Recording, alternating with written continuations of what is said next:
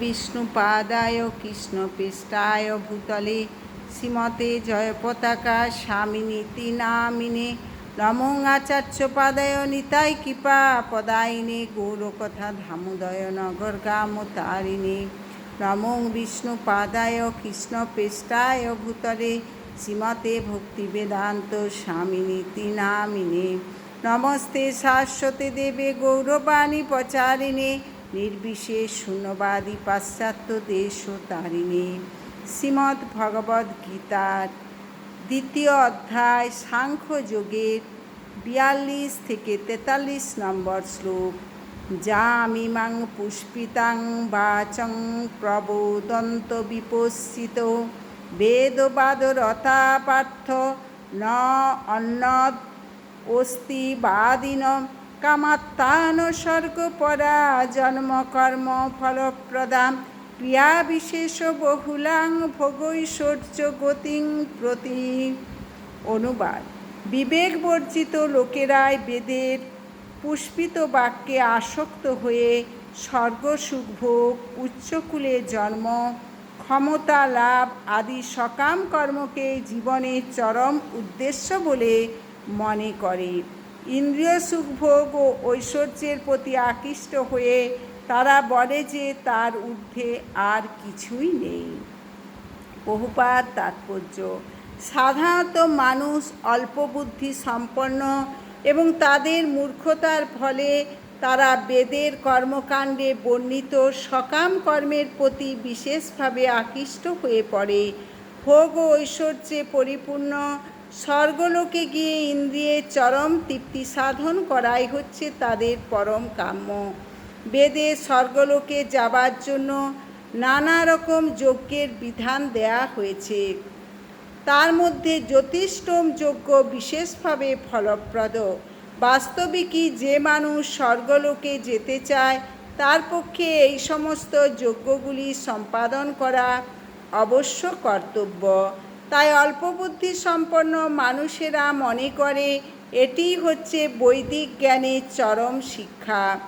এই প্রকার অনভিজ্ঞ লোকদের পক্ষে একাগ্রচিত্তে ভগবৎ ভক্তি সাধন করা সম্ভবপর হয় না।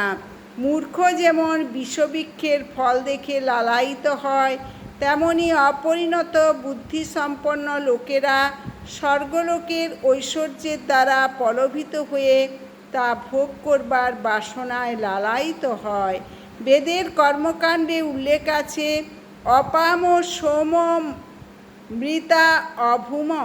এছাড়া আরও উল্লেখ আছে অক্ষজ্জং হ বৈ চাতুর্মাস্য যাজিন সুকৃতং ভবতি। এর মানে চাতুর্মাস্য ব্রত পালন করলে মানুষ স্বর্গলোকে গিয়ে সোমরস পান করে অমরত্ব লাভ করে এবং চিরকালের জন্য সুখী হতে পারে। এমনকি এই পৃথিবীতেও বহু লোক আছে যারা সোমরস পান করার জন্য নিতান্ত উৎসুক। কারণ সোমরস পান করে বল ও বীর্য বর্ধন করে কিভাবে আরও বেশি করে ইন্দ্রিয় সুখ উপভোগ করতে পারবে সেটিই তাদের একমাত্র কাম্য। এই জড়জগতের বন্ধন থেকে মুক্ত হয়ে এবং ভগবানের কাছে ফিরে যেতে চায় না। এদের সীমিত বুদ্ধিতে এরা উপলব্ধি করতে পারে না যে ভগবদ্ধামে ফিরে যাওয়ার যে আনন্দ তার তুলনায় স্বর্গসুখ নিতান্তই তুচ্ছ। তাই তারা আড়ম্বরপূর্ণ বৈদিক যাগযজ্ঞের প্রতি বিশেষভাবে আসক্ত। এই ধরনের লোকেরা অত্যন্ত ইন্দ্রিয়পরায়ণ।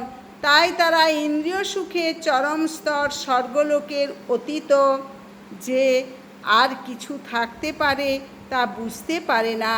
মনে করে স্বর্গের নন্দন কাননে সোমরস পান করে অপরূপ রূপসী অপ্সরাদের সঙ্গ করে ইন্দ্রিয় সুখ উপভোগই হচ্ছে তাদের চরম প্রাপ্তি। এই প্রকার দৈহিক সুখ নিঃসন্দেহে ইন্দ্রিয়জাত।